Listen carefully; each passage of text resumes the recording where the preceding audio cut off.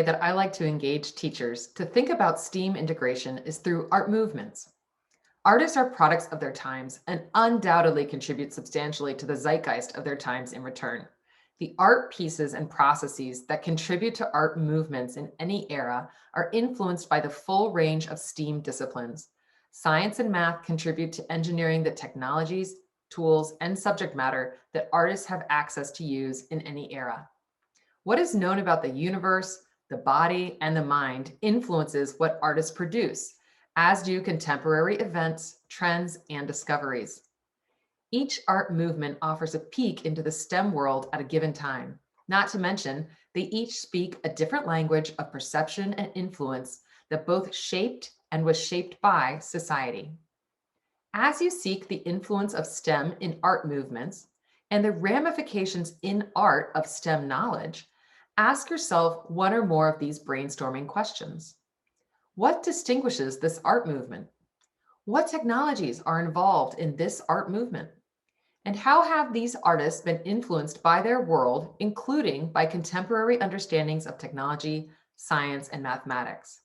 These are also on your handout. In the previous two videos, we started by thinking about calders, stabiles, and mobiles.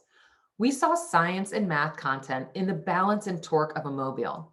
We saw chemistry and metal properties in the processes used to bend and weld the steel. In terms of art movements, we can now explore how Calder's art, situated in kinetic art, surrealism, abstractionism, and more, helps us understand how art and STEM intersected in these movements. Art history is a story of STEAM. Let's take advantage. Diverse disciplines and multiple perspectives coalesce at a specific point in time, creating art that is influenced by the full range of STEAM subjects.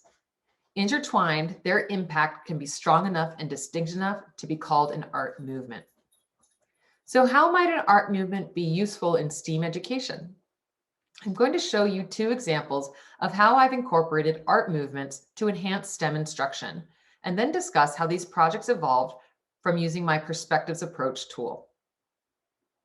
My first example is a high school engineering design challenge based on one of the National Academy of Engineering's grand challenges of the 21st century, to reverse engineer the brain. Engineers would love to understand how the brain works in order to replicate the function in technology. And doctors would love to know how the brain works in order to better treat mental disorders and disease. Human understanding of the brain is actually all over the art world, from expressions of love in art to artworks that depict an understanding of brain function and art that uses artificial intelligence. Art is closely tethered to thinking and expressing contemporary neuro-awareness. At the outset of the project, students select a personal feeling or emotion that they would like to externalize. They identify their pre-existing knowledge about what inputs, outputs, logical processes, and unknowns, called black boxes, impact their thinking. Next, I have students explore artistic expressions of emotion and cognition in the fine arts and in literature. I scaffold this with whole class exposures to several art movements, including surrealism and automatic paintings, feminist and LGBTQ poetry, and dance choreography, like the dance below from the popular show So You Think You Can Dance, which represents addiction. Students make a chart of how at least 3 more movements addressed or depicted the emotion that they wish to portray in their project. Next, students learn about our modern understandings of cognition and contrast contemporary and current science understanding of the function of the brain with those artistic representations. Students can explore the limits of what we understand about the brain using the National Academy of Engineering's grand challenge, Reverse Engineer the Brain. For their final product, students must create a piece of sculpture with an embedded electrical device that mimics their own brain function as they defined it in the beginning of the unit, and improved by their more developed understanding of the brain. Students also need to describe the influences on their model and the limitations of the model. The example shown here is a proximity sensor. It shows with LEDs how the student feels when her crush comes near. In the next example, the art movement guides the design of an electrical device by setting up a context. Students will build a charger to power a device, such as a fan, a cell phone, a watch, a light bulb, or to charge a battery using either wind or solar energy.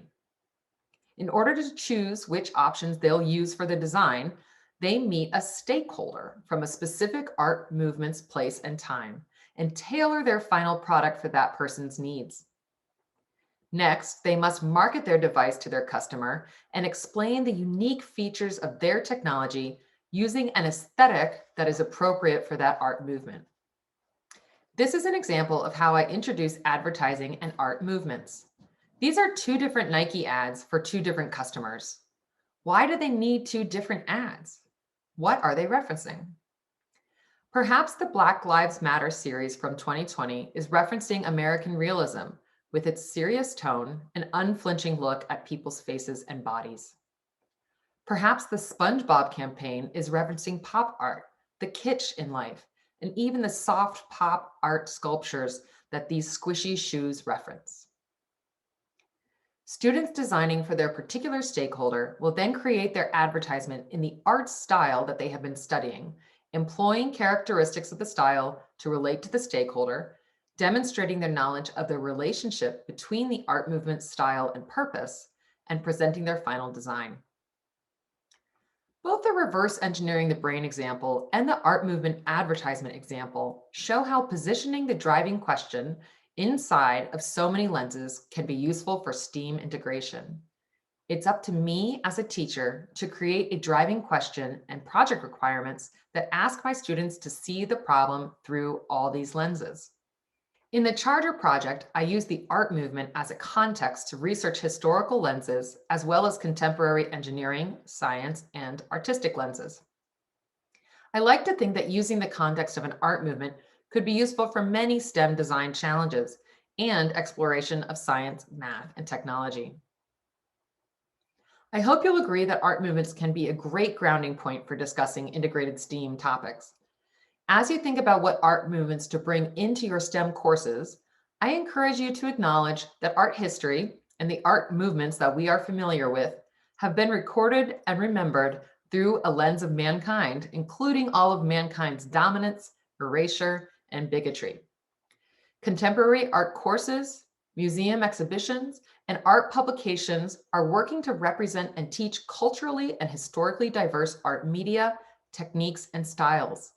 So, in addition to the quote, biggest art movements, please consider some others as well. Let's go to more continents, to Southern Asia, to Indigenous Australia, and to Iraq. Let's talk about art on our continent, in the Harlem Renaissance, Mexican mural art, Chicano art, Afro-Cuban art, and queer art, just to name a tiny fraction of the non-Western art movements that can be used to teach STEAM. It's been my pleasure to share 3 ways to bring art into STEM instruction and STEM subjects to art pieces, art processes, and art movements. We saw interactions between the STEAM disciplines born out as individual artworks, in the processes used to make them, and as influences on entire art movements. You are invited to use my perspectives approach tool to tease out the multiple contributing perspectives related to any content, question, or challenge.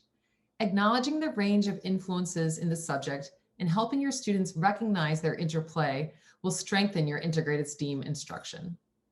If you'd like to learn more about my work as a STEAM education consultant, see examples of my physics art, or be in touch, please visit my website at www.eduKatey.com. That's EduKatey.com. My name is Katie Sherry, and it's been a pleasure to speak with you.